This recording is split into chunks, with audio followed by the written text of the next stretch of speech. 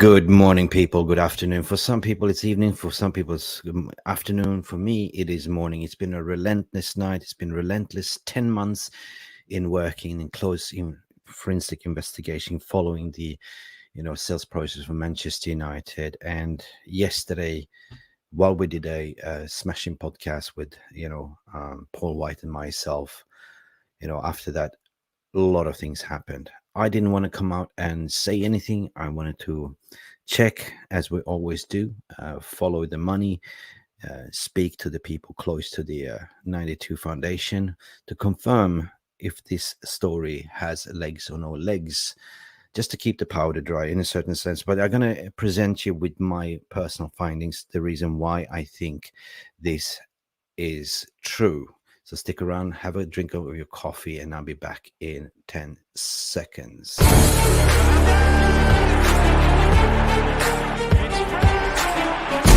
Has the Premier League ever been more challenging? Right, well, I feel welcome. Dit is my home, and I want to achieve success. Okay? And that's what it's all about, Eric. As a club, we want to achieve success. And I think it's time to get a little bit excited that we're finally moving forward after 18 years of these leeches being in town.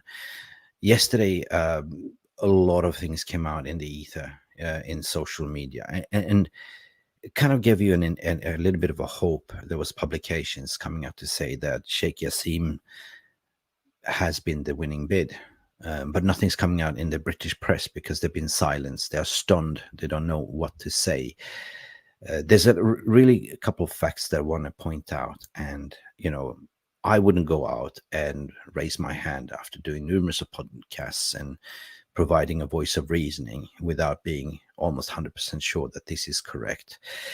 We've seen the share price overnight gone up with 20%. As you've been following this podcast knows that we follow the money first and foremost, because money never lies. Stock market is always an indicator how things are moving along. So lo and behold, after this, the stock price has gone up almost 20% to $24 almost.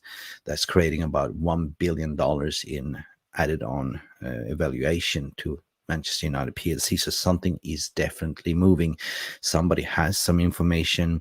Somebody's trading big volumes at the moment. And but I want to dive into the story because after this came out yesterday, so I just want to go into the one thing regarding this. So bear with me a moment. I'm just almost fresh out of bed as well.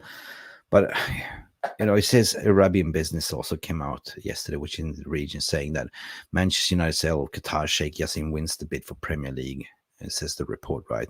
So it says basically go on and tell you that Sheik Jassim was bidding for Manchester United against the British billionaire Sir Jim Ratcliffe. We all know that.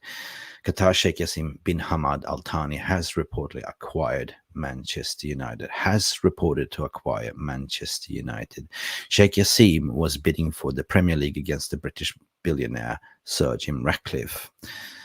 Now, let me just go back to tell you one thing about the region. I want to make it one clear as a evidence that I lived in the Middle East for 10 years plus. I lived in Dubai.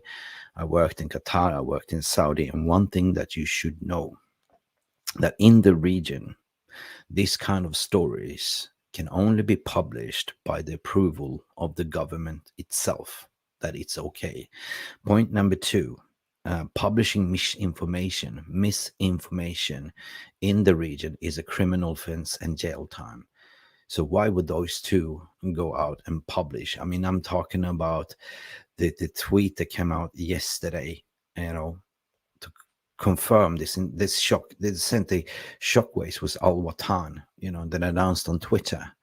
But it's not really announced on the official website of Al-Watan. And Al-Watan is owned by Sheikh Jassim's father, partially owned. But he came out yesterday to say, you know what? Takeover bid was a success, with official announcement to be expected soon. Right? It is kind of caught people a little bit of God, cut a little bit of shockwaves to say, you know what? Do I believe it? Should I take it with a pinch of salt? I think you should. I think definitely you should. And I'll tell you why. Because if you look at the overall sales process, if a bid is binded by NDA process throughout the mergers and acquisition, once the sales purchase has been completed, that NDA has been broken. There's no other more things to discuss. Everything is done. We just need to wait for the final announcement in terms of what the figure is, right? So that's one thing. That's number two from my understanding as well. I did also spend pretty much all morning getting the information to cross-check with high officials within 92 Foundation conglomerate, as people sitting high up in Qatar investment banks and many, many other businesses. And usually they don't come forward and congratulate until it's been done. So for me, gathering that all information, I feel very confident. In terms of heart meter, yes.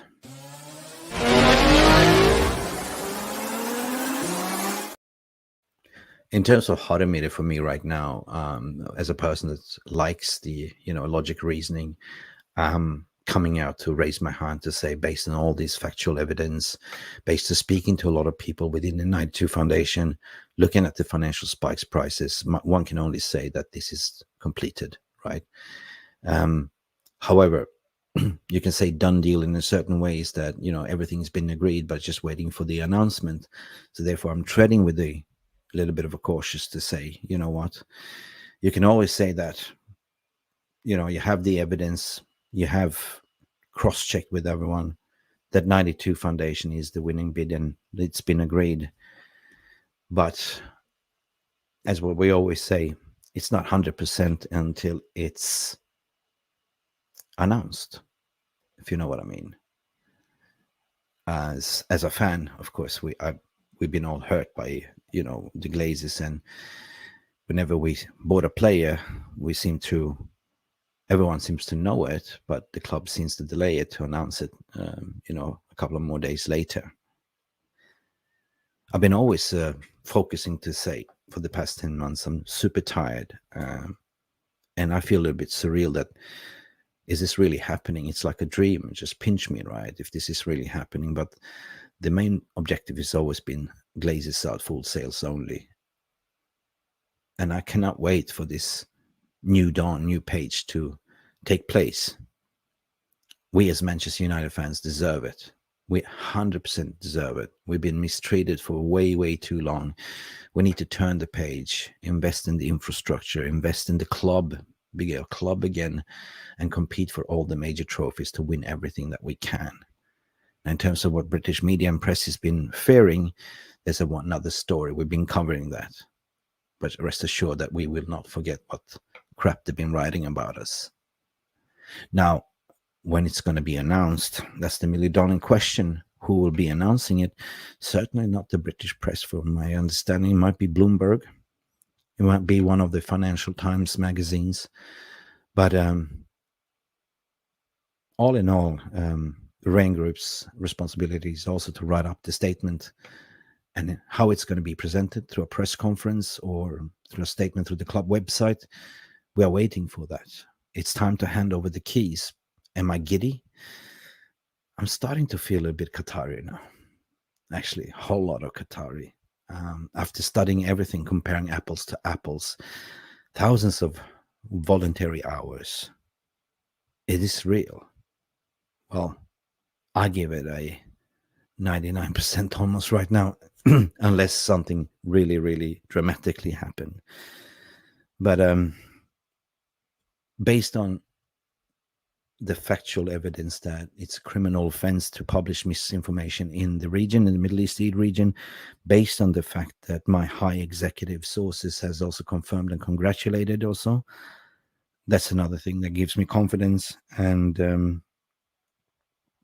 yeah, look at the stock market. When you're following the money, it surely goes one way. It goes all roads leads to door. So congratulations. If it's way too early to say, what we're going to do here is still following it and until it's fully 100% announced. This is Mick Ruby from MUFC Realist TV. This is my say, my humble opinion, but I'm surely interested to hear what you think by leaving comments below. Like and subscribe to this video if you haven't done yet. Smash a like, because we don't take dividends like the Glazers has been doing. But what we do appreciate is your likes and comments. Guys, this has been Mick Ruby. I will give you back the day, and if anything further breaking news happens, we will be there to cover. But please stay calm, stay beautiful, and just wait for it. If we waited 18 years, we can surely wait another couple more days until this is fully agreed, announced, done and dusted, sealed, done, delivered. Guys, take it easy. Bye for now. Thank you so much for stopping by and watching MUFC Realist TV. Don't forget to like and subscribe and follow us on the socials.